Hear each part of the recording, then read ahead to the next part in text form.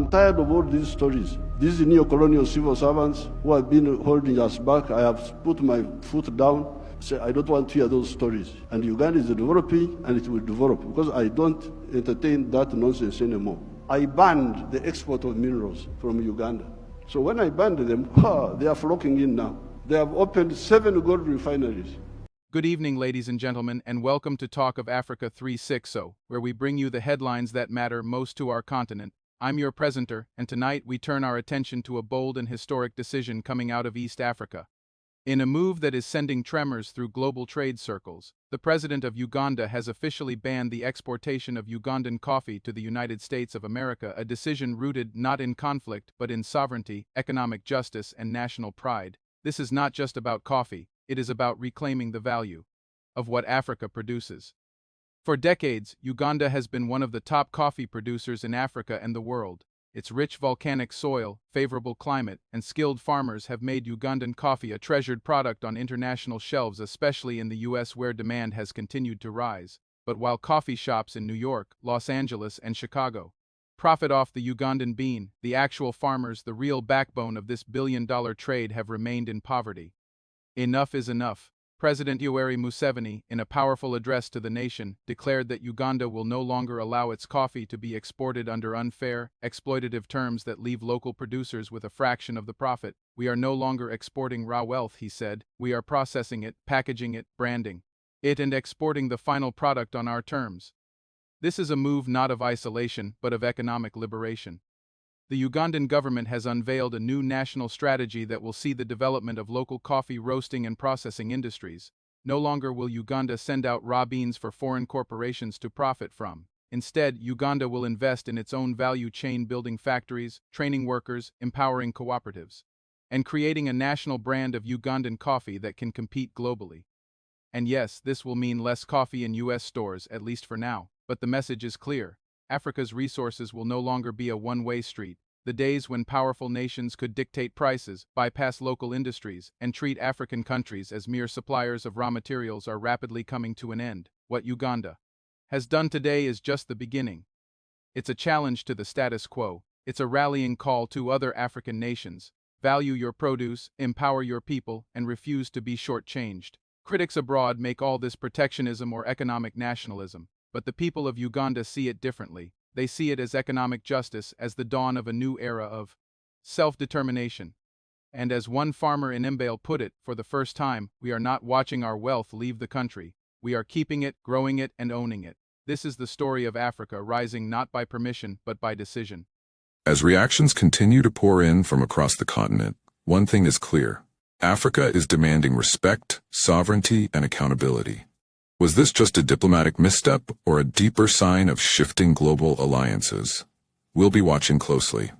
If you found this story important, don't forget to like, share, and subscribe for more real, unfiltered African news. This is Talk of Africa 360, telling the stories that matter. Disclaimer: the content on this channel is based on reliable public sources and credible online information. It is intended strictly for educational and analytical purposes. We do not promote or endorse political violence, hate speech, or any form of discrimination. Our goal is to inform, not to inflame. Thanks for being here. Let's stay informed together. This is the issue of coffee. The global value of coffee businesses currently is US $460 billion. 460 billion. This is the value of the coffee in the world. However, all the coffee producing countries in the world, Africa, Brazil, Colombia, Vietnam, all of us, take only US $25 billion out of this. The coffee business in the world, 460 billion. All of us, the coffee producers in the world, our share, $25 billion.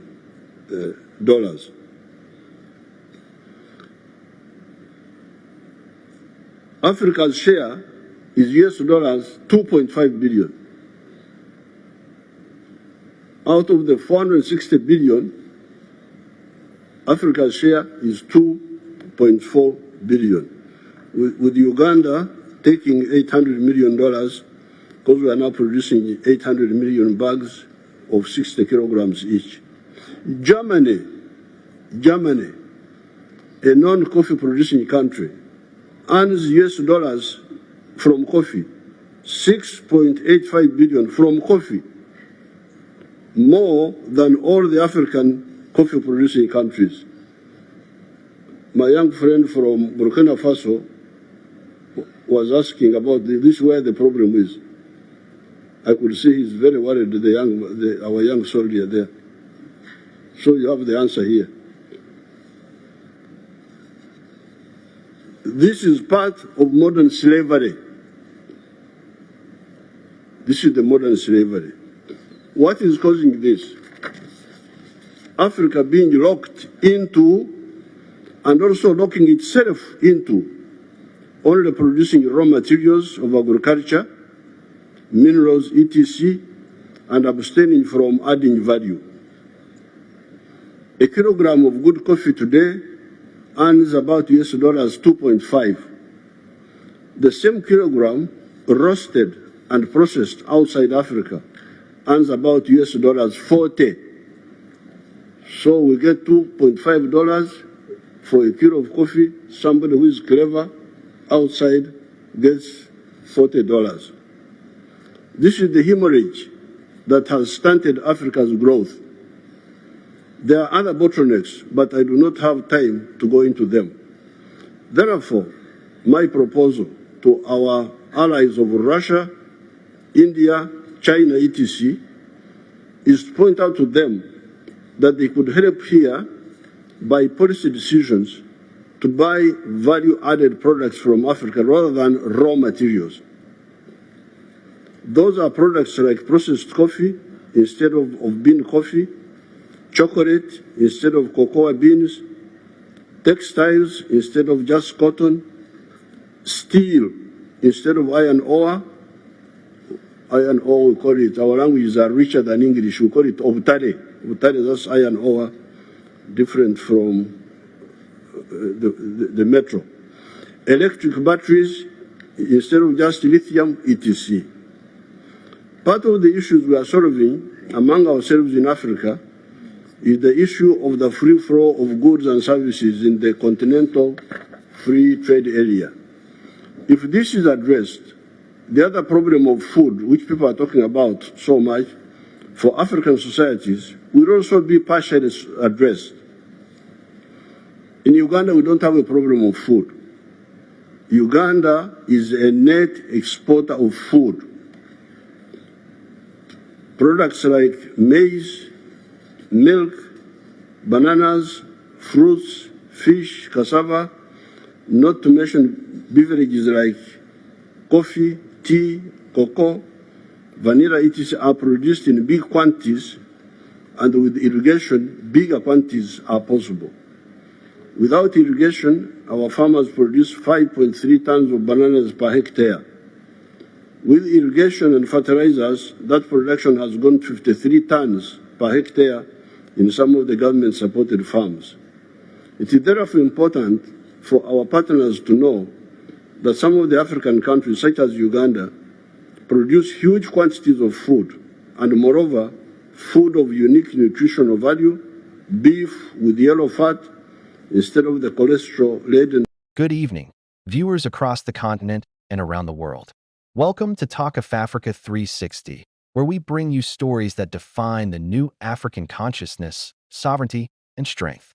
Tonight, we report on a story that is shaking the international trade community and marking a bold new chapter in African economic independence.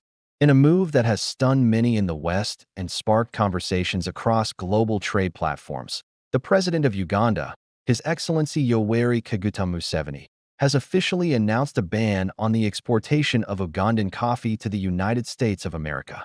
The decision, rooted in economic sovereignty, resource justice, and industrial self-reliance, is being hailed by Pan-Africanists as a milestone in the fight against neo-colonial economic structures. This is not just a trade policy. It is a statement of identity, dignity, and determination. For too long, Uganda, like many African nations, has served as the source of raw materials for richer nations, only to buy back those same resources after they've been processed, packaged, and priced at tenfold their original value. Coffee, Uganda's most valuable export crop, has stood as a glaring example of this imbalance. Uganda is the largest coffee exporter in Africa and among the top 10 coffee producers globally. The country produces both Arabica and Robusta beans, known for their high quality and distinctive flavor. Each year, millions of kilograms of coffee leave Uganda's ports, heading to Europe, North America, and Asia, where they are roasted, branded, and sold in supermarkets and coffee chains, often without recognition or compensation worthy of the hands that nurtured them. But now, that cycle is being interrupted. President Museveni's decision marks a revolutionary departure from the traditional model of trade. Uganda will no longer export unprocessed coffee to America, nor allow foreign corporations to dictate the terms of engagement with its most prized agricultural resource. Speaking from Kampala during a nationally televised address, President Museveni declared, "For decades, we have sent our coffee to the world with little to show for it. We have watched others enrich themselves while our farmers, our workers, and our industries remain stagnant. This ends now. Uganda will process its coffee, package it here, brand it here, and export finished products, not raw wealth." This decisive policy is backed by a broader national strategy that prioritizes value addition, agro-industrialization, and domestic employment generation. Uganda has already begun building local coffee processing plants, training youth in quality control and roasting, and supporting farmer cooperatives with equipment and technology. According to government estimates, processed coffee could fetch up to 5 times more revenue than raw beans.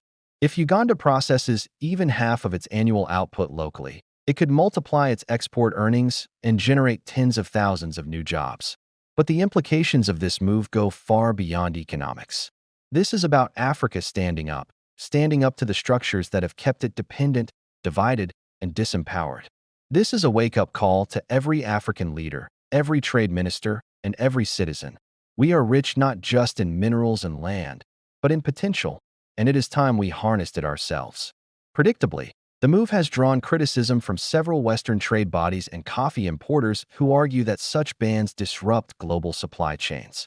But to this, President Museveni responded, "Uganda is not here to serve foreign interests at the expense of her people. We are not a warehouse of raw materials.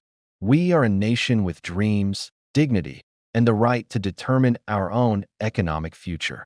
That statement has resonated deeply with Pan-African thinkers and grassroots leaders across the continent. From Accra to Addis Ababa, from Nairobi to Bamako, the Ugandan decision is being viewed as a model of bold leadership in reclaiming control over African wealth. This is not the first time Uganda has clashed with foreign dominance in the coffee trade.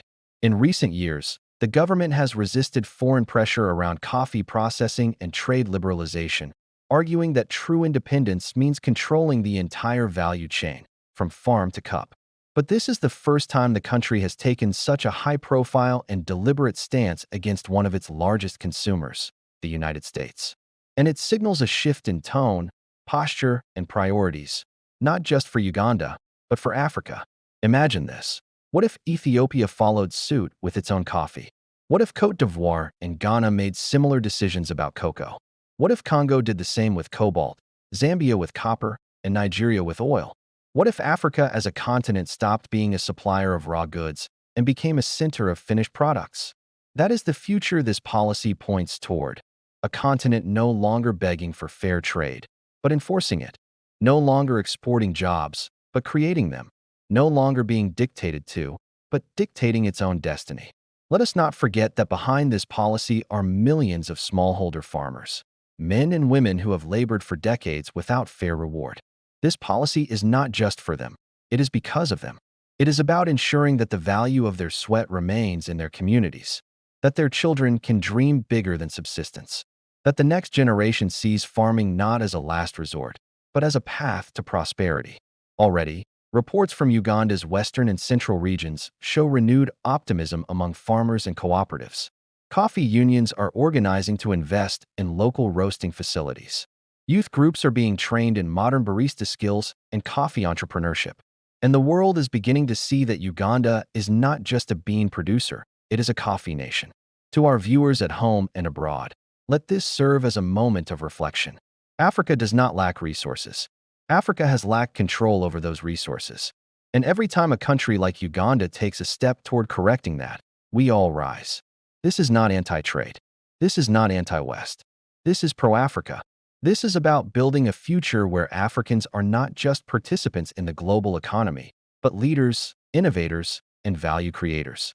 So, as the aroma of Ugandan coffee lingers no longer in American stores, it begins to rise in Kampala cafes, in African-owned roasteries, in regional trade hubs, and soon, in global markets where the name Uganda stands tall not as a supplier, but as a brand of excellence.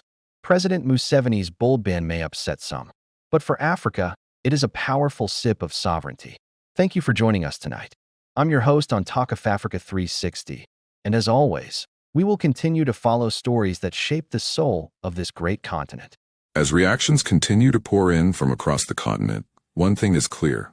Africa is demanding respect, sovereignty, and accountability. Was this just a diplomatic misstep or a deeper sign of shifting global alliances? We'll be watching closely.